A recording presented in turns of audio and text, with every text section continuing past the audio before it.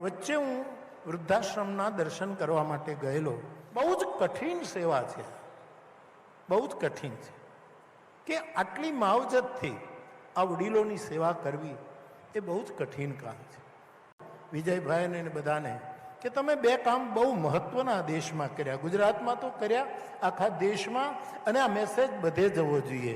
કારણ કે આપણે ત્યાં ફળદાયી અને છાયાદાયી બે તત્વો છે, એક વૃદ્ધો અને બીજા વૃક્ષો. એની સેવાનો સંકલ્પ આ યુવાને અને એમની ટીમે કર્યો. એના સંકલ્પને હું પગે લાગુ છું કે આવો રૂડો સંકલ્પ આપે કર્યો.